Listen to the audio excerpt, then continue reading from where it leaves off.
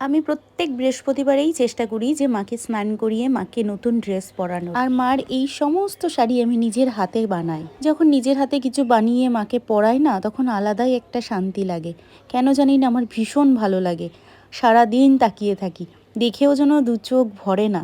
সারাদিন দেখি যে কি মিষ্টি লাগছে। যে শাড়িটা পরাই সেই শাড়িটাই মাকে সুন্দর। অনেকদিন ধরে ইচ্ছা ছিল মাকে এবার নীল রঙের একটা শাড়ি পরাবো, তাই কালকে বাজার থেকে এই নীল কাপড়টা কিনে এনেছি। আর জানো তো, আমিও এই বাড়িতে 15 বছর এসেছি, মাও 15 বছর এসেছে। আমরা দুজন একই সঙ্গে এই বাড়িতে এসেছি। মাকে দেখলে বোঝাই যায় না যে মা 15টা বছর ধরে এই বাড়িতে আছে। আমার ছোট্ট থেকেই পুজো করতে না খুব ভালো লাগতো, পুজোর কাজ করতে। আর যখন এই বাড়িতে আসলাম বিয়ে হয়ে, তখন থেকে তো নিজের হাতেই সব কিছু করা। সমস্ত কিছু পুজোর কাজ আমি কিছুই জানতাম না, একটু একটু একটু একটু করে শিখেছি, যদিও আমি পুরোটা জানি না। আর দেখো তো মাকে নীল শাড়িটা পরে কি মিষ্টি লাগছে। আমি তো চোখ ফেরাতেই পারছি না। পুরো রাজরানী লাগছে তো, আমার কাছে তো রাজরানীই লাগছে। রাধে রাধে।